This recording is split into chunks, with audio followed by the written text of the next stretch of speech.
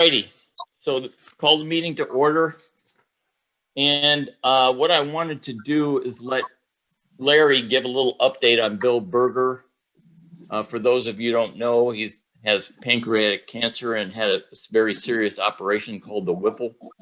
And Larry right now is in front of the doctor's office because Bill's having a checkup. Take it away, Larry. All right. So Bill is two houses down neighbor of ours, and he first introduced me to the Oak Run Shooting Sports Club. He's also our sergeant at arms. He was diagnosed with a pancreatic cancer and had what's called a Whipple procedure. It's named after a doctor. It's a very serious procedure. I guess on the good side, it was only a 4-hour procedure, and everything looks good as far as that goes. But it's a horrible recovery. And he, as Barry said, he's in taking care of seeing the doctor following the procedure. He is very weak. He's resting as much as he can. He's on some pain pills and trying to just start to eat. So Bill has lost a lot of weight. So we're doing, my wife Connie and I are doing what we can to help Rob and Bill. So we wish him all the prayers that everyone can give. Thank you. Thanks, Larry.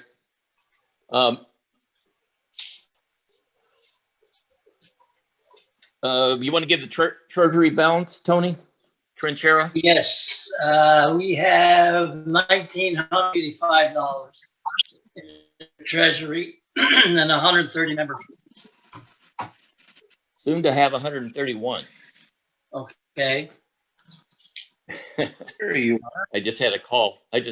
From a new member while we were on the Zoom call. So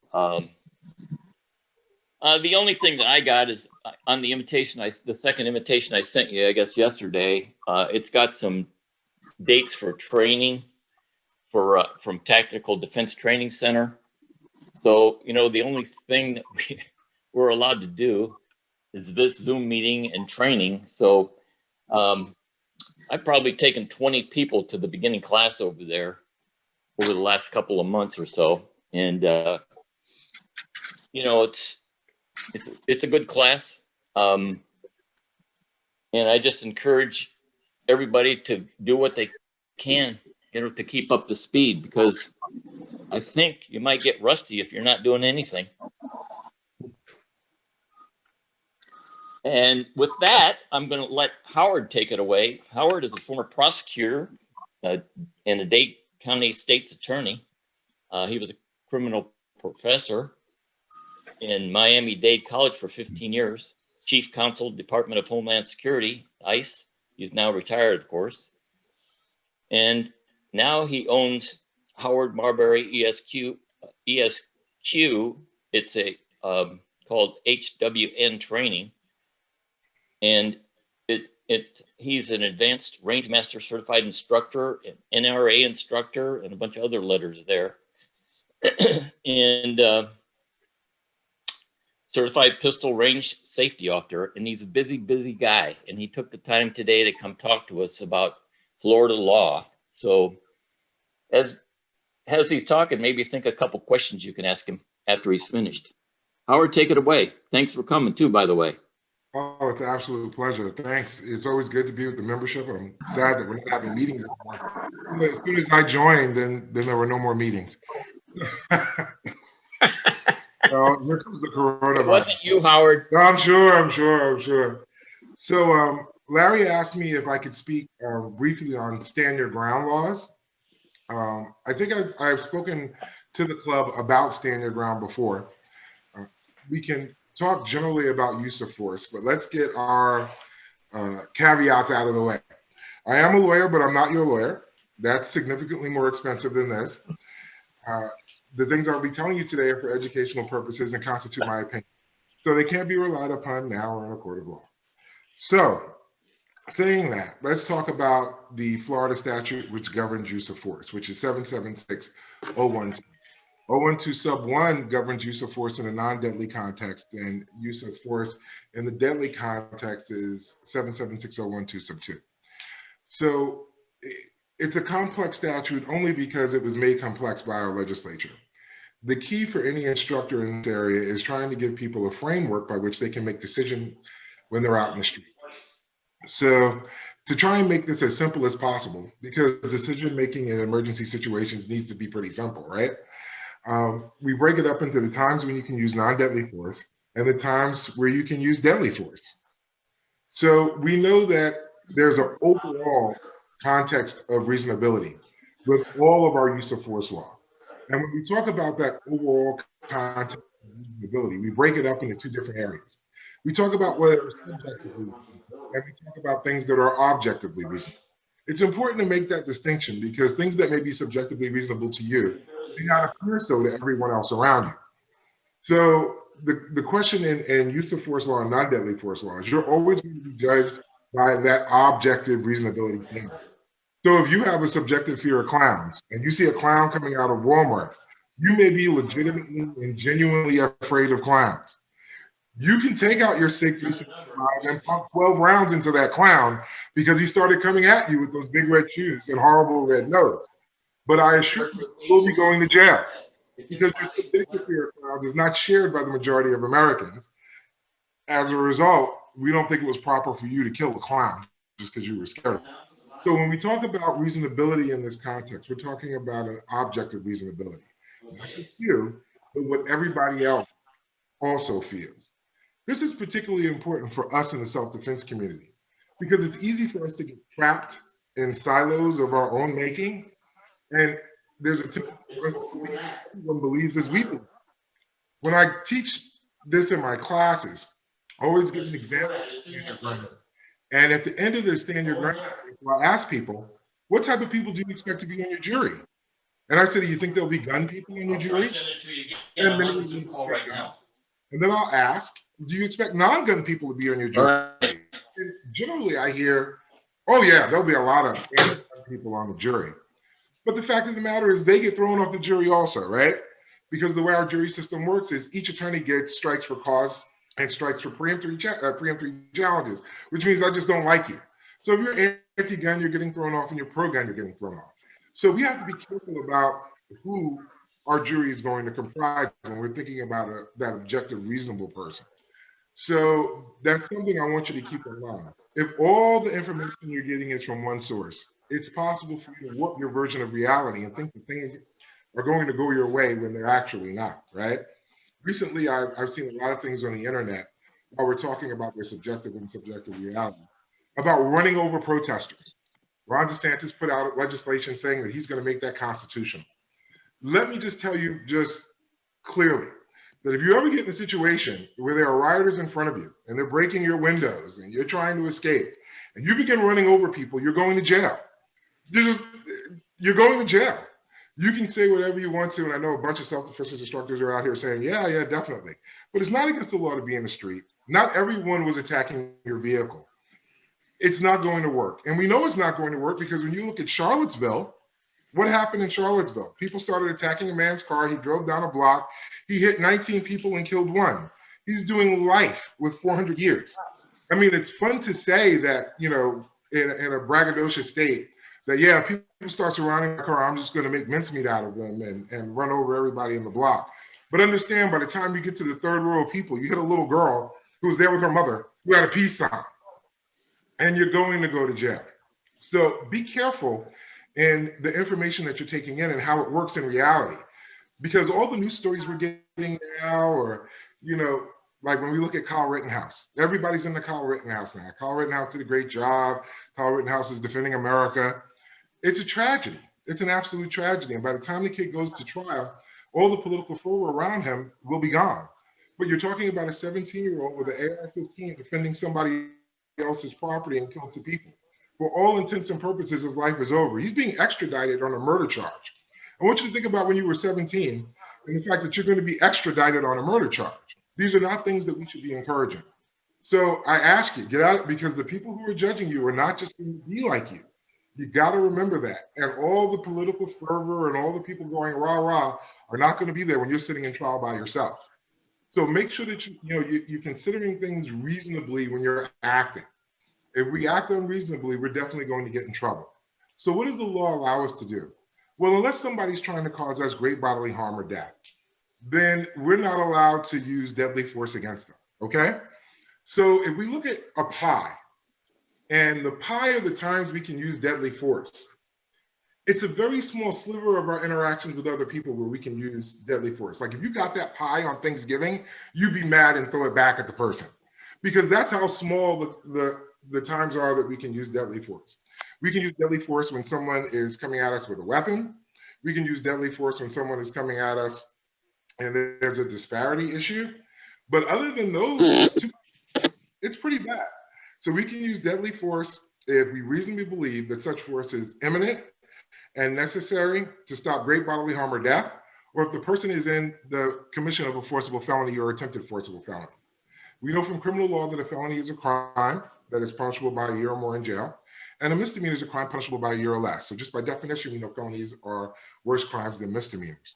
And we have a list, not an all-inclusive list, but a list of what those forcible felonies are. Burglary, rape, arson, kidnapping, escape, sodomy, treason, murder, manslaughter, carjacking, aggravated assault, aggravated battery, aggravated stalking, throwing deadly missiles. These are all forcible felonies. And what we see is that these forcible felonies kind of encompass all the common law mala and se offenses, crimes that are bad in and of themselves, right? So things that we all think of as bad are what we call forcible felonies. If someone's trying to murder you, if someone's trying to rape you, if someone's trying to burglarize you, these are all the forcible felonies, right? So pretty much anything bad that someone can do to you or attempt to do to you is encompassed by these forcible felonies. So if someone's coming at you with a baseball bat, you shoot them.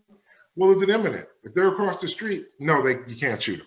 But if they're running towards you, then yes, you can.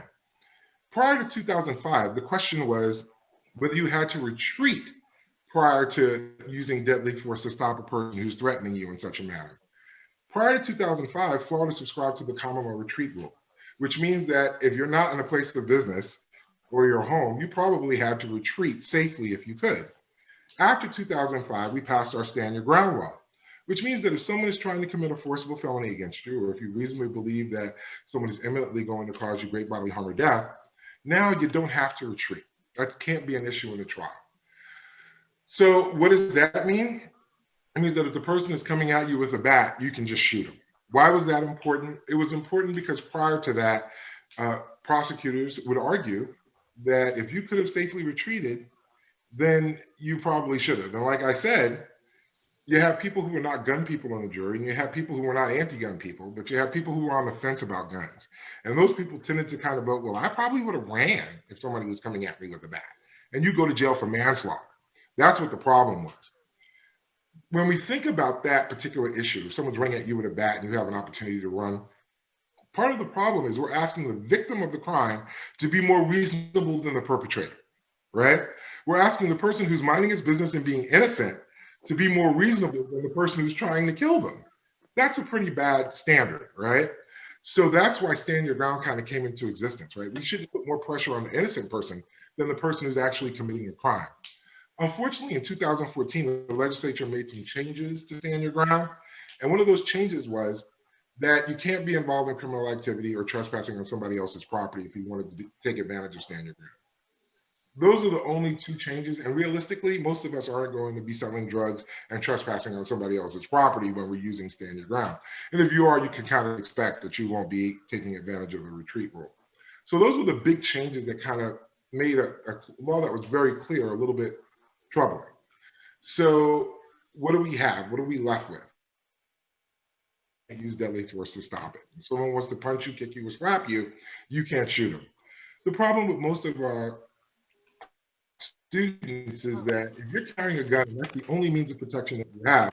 Generally, every problem looks like a carpenter with nails, right? Every problem to a carpenter looks like a nail. Every problem you have, the only thing you're carrying is a gun, looks like a gun problem. So if someone pushes you in public and all you have is a gun, yeah, I doubt that you're going to get beat up before you pull it or show it. While we're talking about showing it, you cannot show or display your firearm as a general rule unless you have the lawful ability to be able to use it. As a tactical matter, I wouldn't take out the gun unless I had the ability to use it. The beauty of you having a concealed weapon is the tactical advantage, right? If you just start showing everyone your gun, you've taken that tactical advantage away. right? So I wouldn't necessarily, as a recommendation, take out the gun until I have the lawful ability to use it. But moreover, if you just start pulling out a gun on a person who's trying to beat you up, there's a significant possibility that you'll be arrested for aggravated assault with a firearm. That's a 3-year minimum mandatory in Florida. So unless the person is coming at you and you have the lawful justification to be able to stop them with the firearm, I wouldn't even display it, show it, or threaten them with it at this point in Florida law.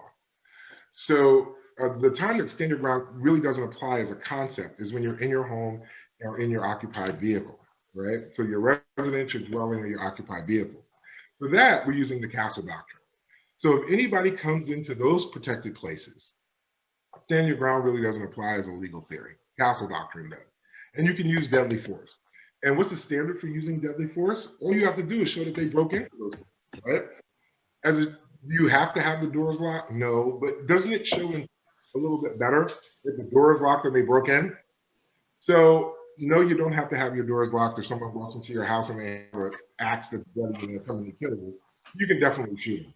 Of course, everything is subject to reasonability, but the presumptions are on your side if you're in your home or in your car or in your dwelling.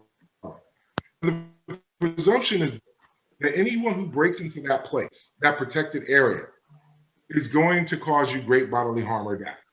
Does that mean you have to do anything if somebody breaks into your house before you shoot them?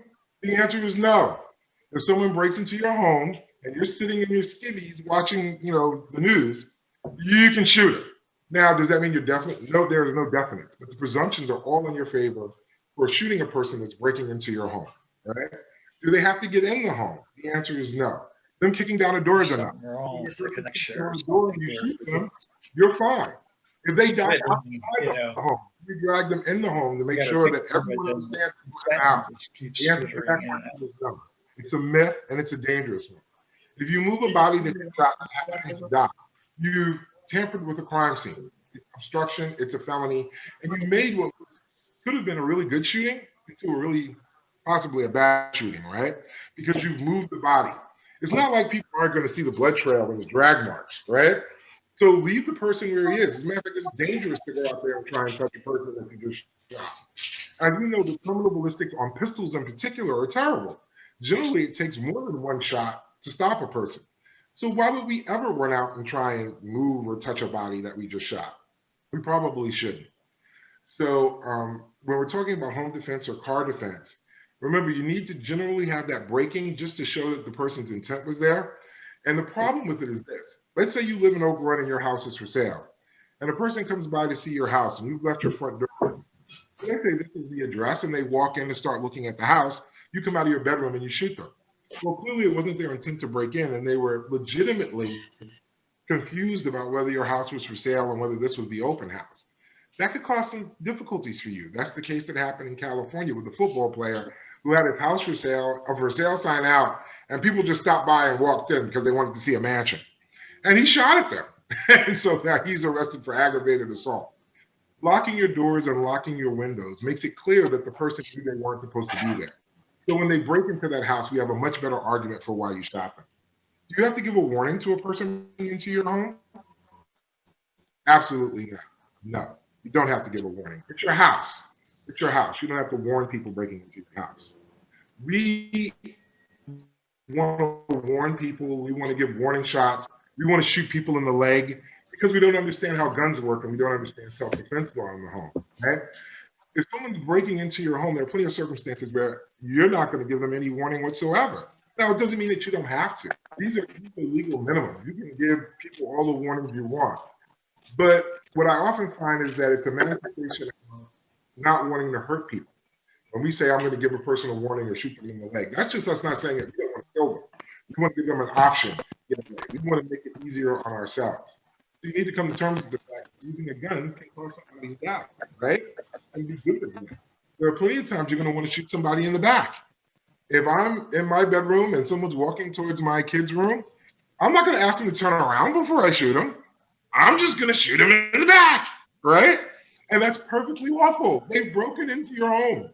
So these are different circumstances and different legal theories for different cases. But essentially, when you're out in the street, stand your ground applies. And when you're in your home, car, or dwelling, castle doctrine applies. So that's it in a nutshell. go over a little bit deeper in class because we have a bunch of time and a bunch of slides and a bunch of videos. But that's it. If someone just wants to beat you up, you can't shoot them. I recommend you carry some OC spray, some Palm, some Saber Red, something that shoots a stream. Practice with it.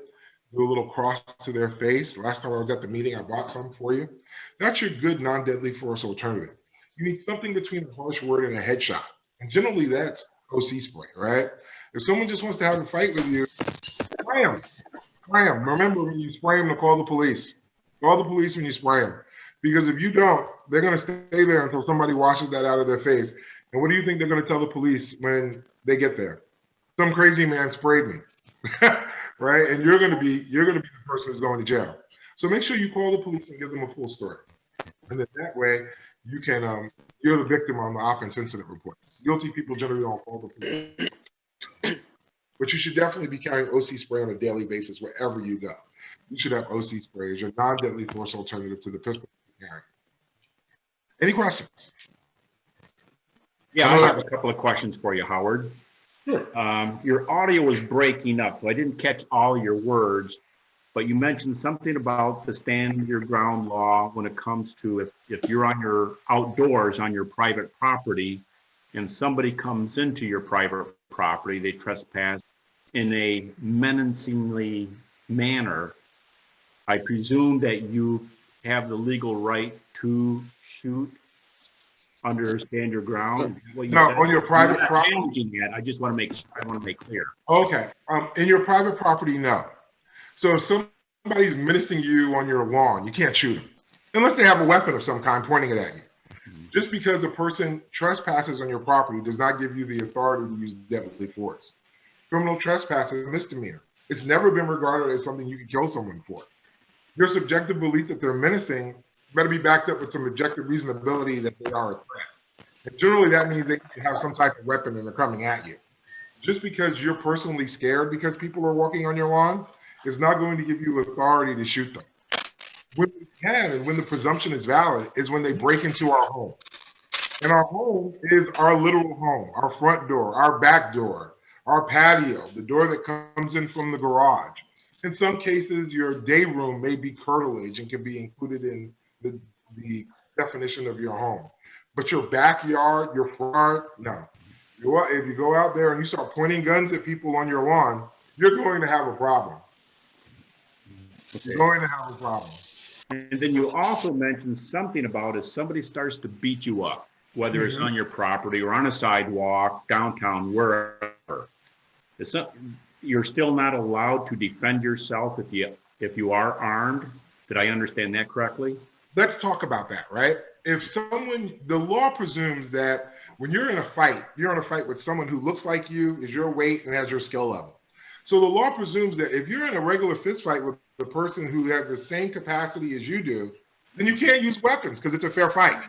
Even if you have a gun, you can't use weapons. It's a fair fight, right? They punch you, they kick you. Now, there's a limit to that.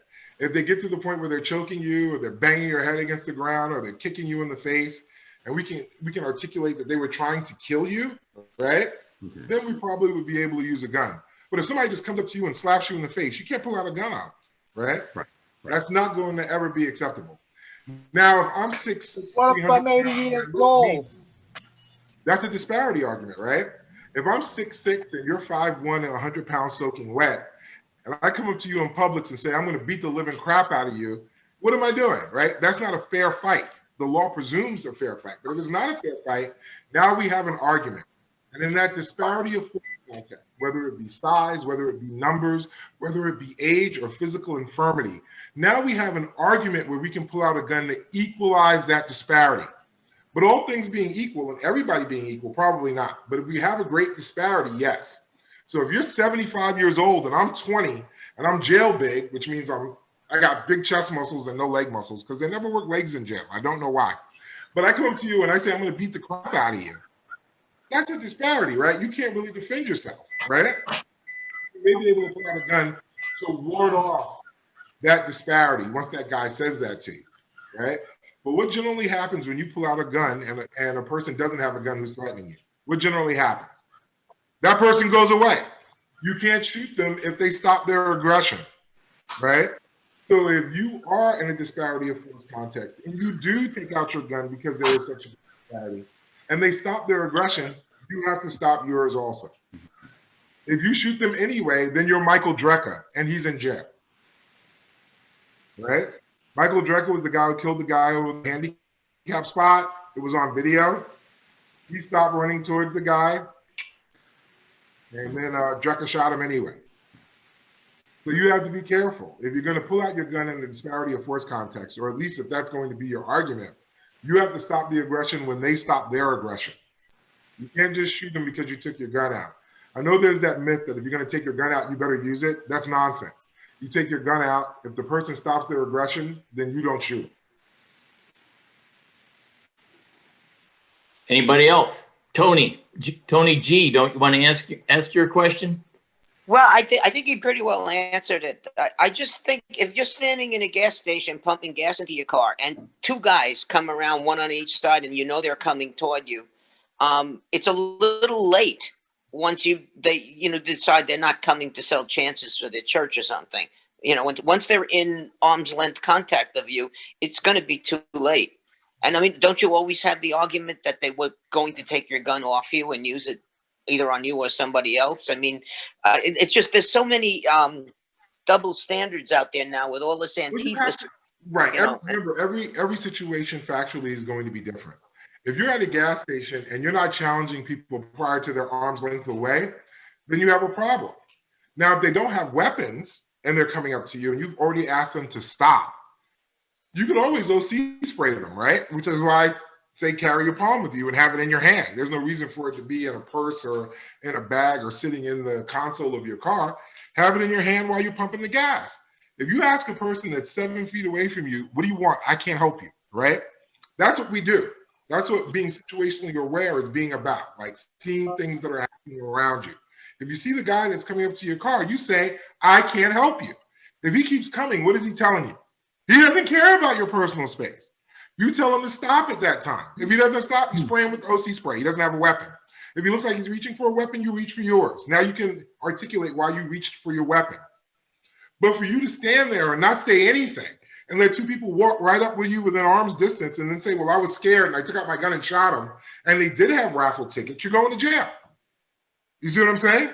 Right. It's up to you to make these things clear.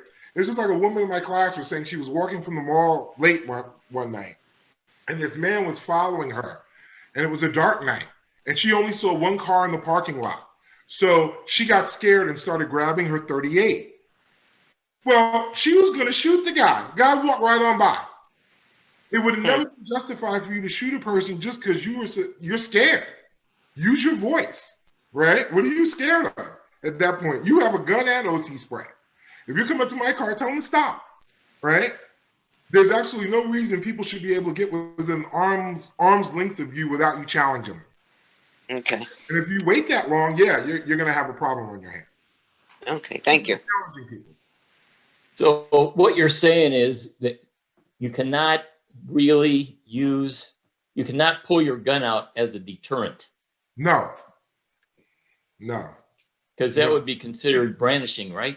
Well, there's the idea of brandishing. I think it can be subject to reasonability. It depends upon the circumstance, right? In the context that Tony just brought up, if two guys were coming at him, even though they didn't have weapons, he had told them to stop and they kept approaching and he didn't have OC spray and he brandished his firearm, I would probably argue that was a reasonable display based upon the objective circumstances that he faced at the gas station. It was late. He challenged them. They kept coming. They didn't say anything in a threatening manner. He thought that they were going to rob him. All indications were that they were going to rob him. When he brandished his firearm, they stopped their aggression. He put his gun away. I might be able to get him off on that case. It depends upon the facts. However, if you just pull out your gun because and the circumstances are like that, then there's a problem. Let's say there are people walking down your street that you don't like the look of. So you're going to go stand out there and point an AR-15 at them and say, keep moving. You're going to jail, right? You're definitely going to jail in that case. You got to be careful. What's your opinion on that couple that defended their house with the AR, that the two lawyers? I think you probably would have a problem in normal circumstances. I think just like everything, our legal system is political. and I think the political points are being made. But I think that if we change the facts, if we said a bunch of Trump supporters were walking down the block, right? They had Trump flags, and then they also had some people that had firearms. And a couple of families were scared that these Trump ralliers were walking down their street. And they started pointing AR-15s at the people walking down the street. Do you think that they would get arrested? I think they would, even if they were on their property. And as long as the Trump ralliers didn't do anything wrong, I think they probably would. I think it's an ag assault with a firearm. You can't pull out a firearm and point it at people unless they're doing something to you. We don't do that as a preventative measure, right? We can't just walk to our car late at night with our SIG 365 in our hand because we may get robbed. It's an aggravated assault. If I'm pointing a gun at you, that's an aggravated assault. What That's a about a 3-year long minimum. gun? What Same about- thing. What about a shotgun with a belt over your shoulder?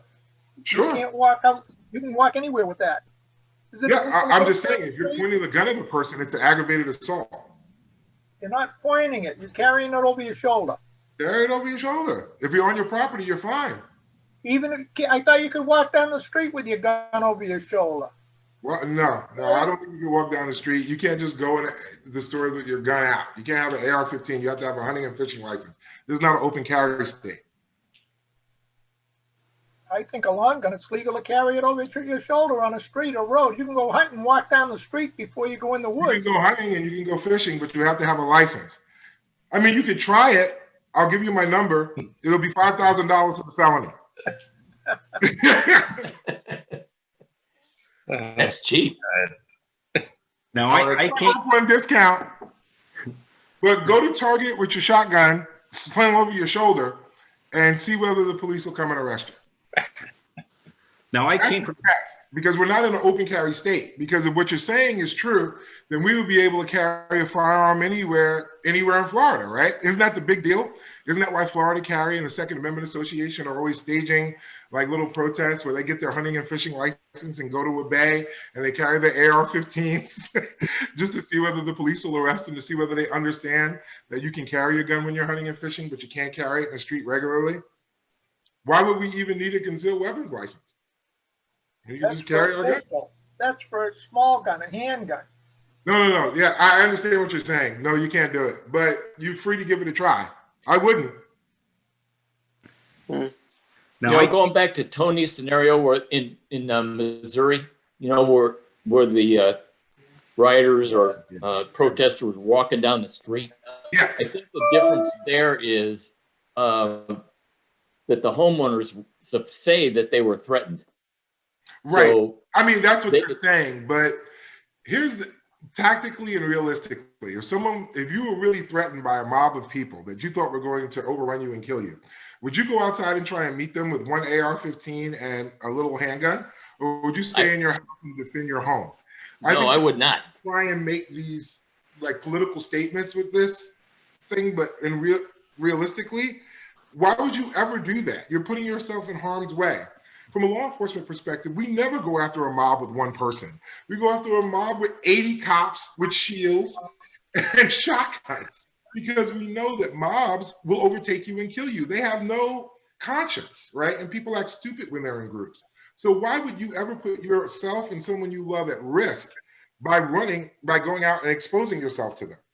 Yeah, but those people had already damaged the front gate, and I Right. think that shows aggression. They threatened them verbally, so.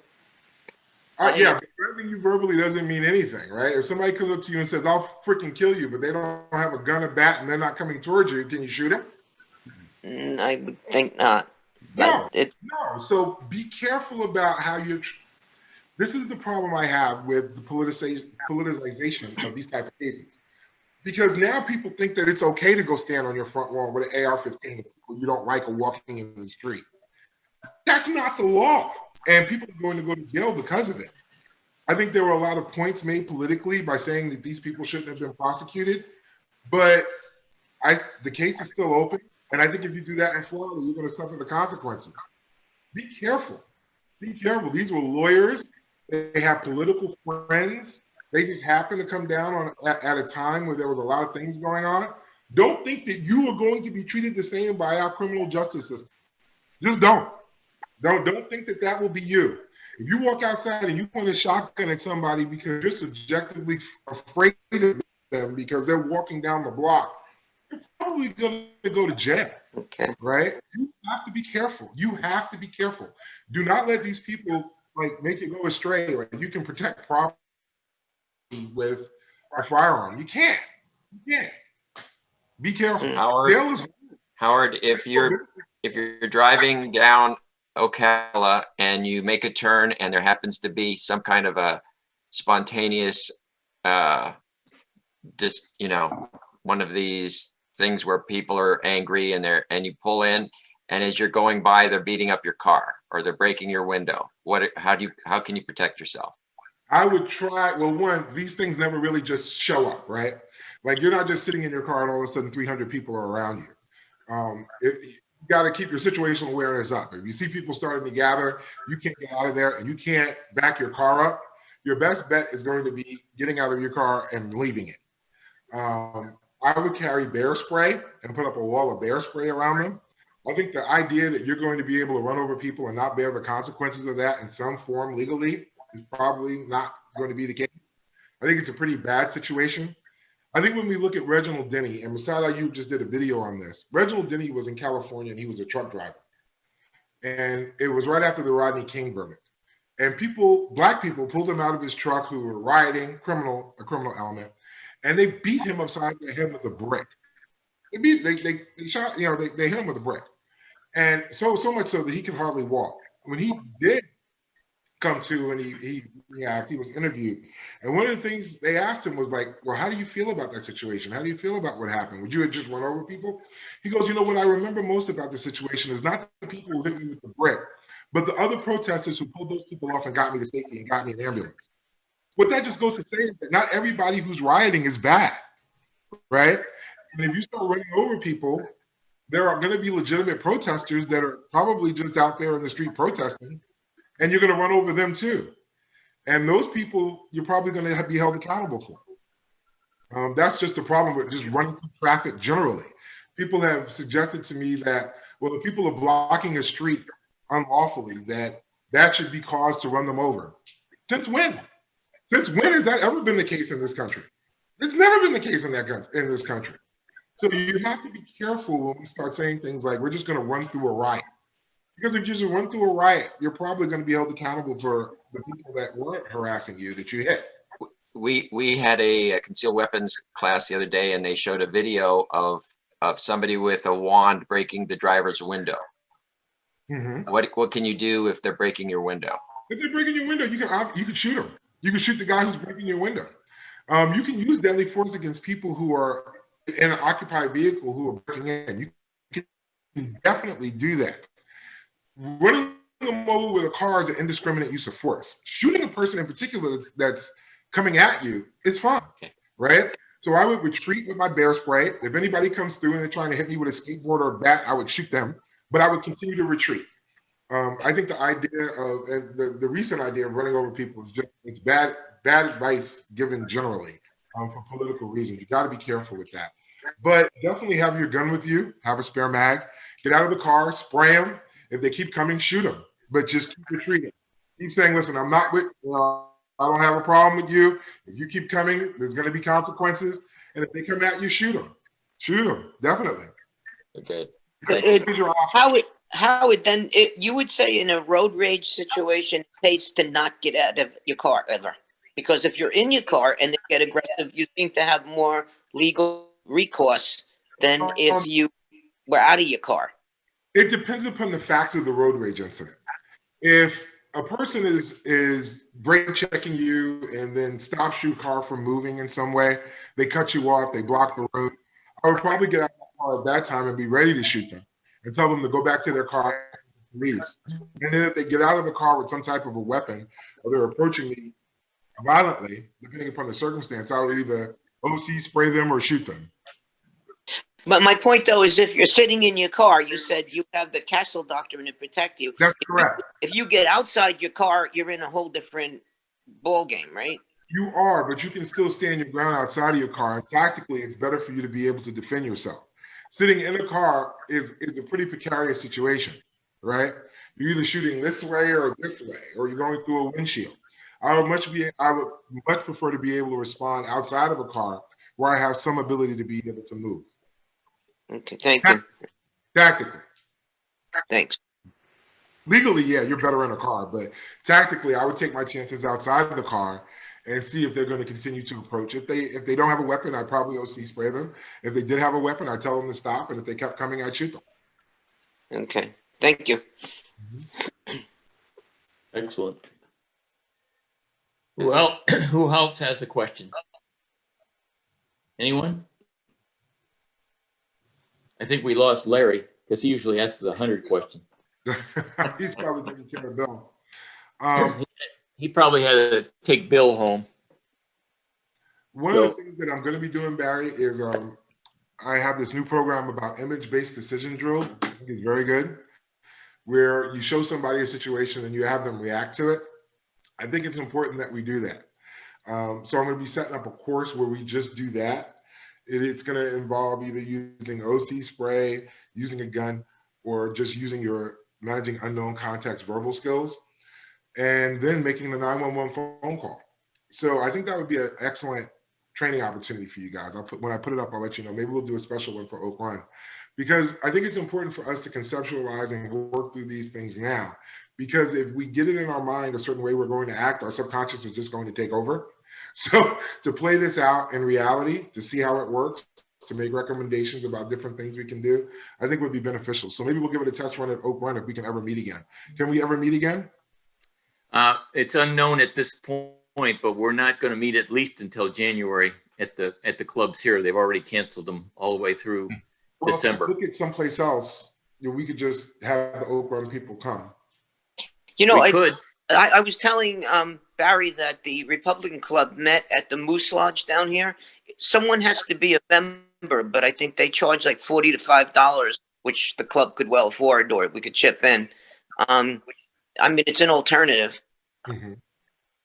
So, I'd like to do it in a way only because one of the options you're going to have is shooting people. So I'd like you to actually shoot them. So I actually have it where you can actually use your firearm just to see how you do, right? Because even fake stress or stress, it would be wonderful to see how you react under that circumstance. So maybe we can do it in a range. It would only be, depending upon how many people are there, a couple of hours with a little bit of an introduction. But I think it would be very interesting. So if you get some volunteers, let me know and we'll set it up. And we'll see how you like it. I'm in for that. I'd be in for that. I think you'd love it. I think it's fun. I did it myself. I thought it was great. So much so that I bought the whole series. The only thing because of the cost of ammo and the difficulty to get it, is it a lot of rounds for that? No, as a matter of fact, the key is on many of the examples, you don't shoot. Oh. Right? So on a bunch of the opportunities you have, you probably, and if you do shoot, it was probably wrong. Right? It's generally 2 shots to the body, 1 shot to the head, if the hypothetical calls for that. So it's not that intensive. I would say you'd be able to get through the class with 50 rounds. Okay. Thank you. Mm-hmm. Would we do that someplace like R&D? Yeah, we could do it at like in the evening at R&D, like on a Wednesday when there's nobody there. After hours. We'll set it up. Let's try it with I don't know, how many people do we have? 10? We'll try it with 10 people. We'll run them through a few times. And even with the people that, even when you're not going, even when it's not your turn, you get to see how other people react and think about how you would react. It's really kind of interesting. It's great. So we'll give it a go. We could probably set it up in the next couple of weeks. That's fine. Yeah. I think it'd be fun if you guys have the ammo. And time. So far, yes. You don't really have to use you can use 22 for that, can't you? You can, but part of it is I want you to experience what it's like. So it's hard to experience what it's like if you're using a 22. So use what you're going to use. If you have a concealed carry, carry it the way you're going to carry it, and then let's see how you react to these stimuli. Gotcha. You see, that's what makes it better. Okay, sounds good. Good. So we'll set it up and see how it goes. Hey, Howard, I was wondering, do you know, I got that thing with the local ballot. They don't have you vote for different judges. They just have you say yes whether you want to keep the judge that's in there. Mhm. Are the guys that are in there pretty, conservative, sort of pro-gun type guys now, or because I don't know? Some of them aren't, but the problem I have with the Florida judges is they go either way. They keep making like crazy decisions. They'll have a great conservative decision one day and then a liberal one the next. But I'm going to throw them all off. I think we need new blood. So you think you recommend to vote no and get some new blood in there? Especially if you have a Republican governor who's going to appoint conservative judges. I always say, let's get some. Okay, good idea. Good idea. Thank you. The idea is to know if the ones that are conservative already, or are you saying that they go both ways right now too? Well, they have made like different, like Kavanaugh voted liberally in a case about abortion recently. So it's like once they get that appointment, they do what they want to do, even if they say they're conservative. So it's really about the decisions that they're making, and they're kind of like wishy-washy on the decisions that they're making. So let's get new ones. So Look what happened to Roberts. As long as they're conservative, I don't mind. I like my right. I got to carry my guns. I can't vote with people who won't let me have my guns. I need my Second Amendment, man. I need it, and I need my 401k to do better. So whoever's speaking to me on that level, we can vibe. So how are you going to get back to me about this class and let me know? If we have some interest, I haven't done it yet. I'd like to. So we can do like a little test run. You guys can tell me what you think. You just fill out some cards for me and tell me what you thought about it and how it was run and whether it was beneficial. And then maybe I'll add it into my curriculum. So Sure. we'll do a test run.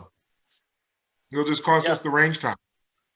Let me The know. range time and the supplies, which are not that expensive. So we'll just split it up between everybody and we'll do it. Let me check my calendar and I'll email you and we'll set it up for one night if you have enough people that are interested. I like to do it with at least 6 or 7, just so that it is a little beneficial. But Sure. we can do it with How would 10 or 15. your head range officer over at Ocala Sportsman Association now? I'm one of their chief range safety officers. Could you tell us a little bit about the range? I did join it one time, and to be honest with you, I did the orientation and never went back. That was like 3 years ago. So could you tell us a little that's changed under your guidance now? Much has changed. I mean, we went through some issues with the pandemic, but primarily the range rules and everything kind of still remain the same. They got the berm fixed if you haven't been there in a long time. It's a static range, which means that we generally don't go. We change targets all at the same time, just like any other outdoor range. We have a rifle range and we have a pistol range. Okay, sit or stand. I can't stand because I'm too tall, but it goes out to, 50 yards on our pistol range. So it's a nice little range if you'd like to join it. The hours are a little rough. It's a volunteer kind of range. So in the summer we could hours, but now I think we're getting back to normal. And I think we close at sunset. Our rules are we have some pretty strict range rules, and our range safety officers try and enforce them. And shoot. You can't really do too much dynamically, but as a static place to practice your marksmanship, it's great. We also have a shoot steel competition. We used to have bowling pins, but we weren't getting a lot of interest. But it's a nice little private club. Okay, thank you. It's a full day membership process, which I think is a little excessive, but it's a full day. Okay, thank you. Yeah, do check the calendar because on Thursdays they're basically closed, except on some Thursdays they do some, and maybe on Wednesdays. Got to check the calendar, but they do skills training, which is more like IDPA and set up the target, set up the try, and so you're downrange, you're drawing from holster, so you're shooting through windows, around corners. So do check into that. And it used to be members only, but I think they may allow guests now. Members can bring guests for $10. Okay. Members can bring guests for $10. So if you guys would like to go, let me know the day and I can bring you out there as my guest so you can see the range. If you would like to be a member. Generally, I'm at R&D. Now, do they still have it where? I'm sorry. Okay. Do they still where if you go there and the range officer didn't show up for the rifle section, you can't shoot unless Correct. there's an, okay. Yeah, remember, it's a volunteer organization for the most part. The RSOs are volunteers, so and they're older. It's an older club, so as you know, some of the guys get doctor's appointments or get ill, they're not replaced on the schedule, which is problematic. But most times you go there, there's someone on the rifle and pistol. Okay, thank you. Thanks. Next concealed weapons class for me is November 21st, if you'd like to come or if you haven't. And I'm doing a holster class, which is really just a Essential Pistol 2 class. Submit those skills for you safely and teach you how to shoot basic pistol class. So if you have a holster that's acceptable, I look for it, and you can come out and see that one. That's on November 17th. That'll be posted on the website today. Thank you. Larry, you have any questions since you had to go? No,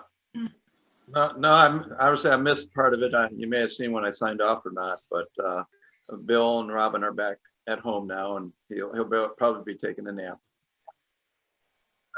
I would imagine. Yeah, well, very good. Well, great having you, Howard. Appreciate it. Absolute pleasure. About that. Give me a call. It would be an absolute pleasure to help you. You have my cell number, so if you have any questions, feel free, or you can text me. You know, I'd much rather answer a question now than once there's a dead body on the lawn. Easier now. It's much easier now. Funny you should mention that. Oh, okay. Okay, Barry, I'll be right over. I'm good for $5,000 in bond money. So, Howard, Very good.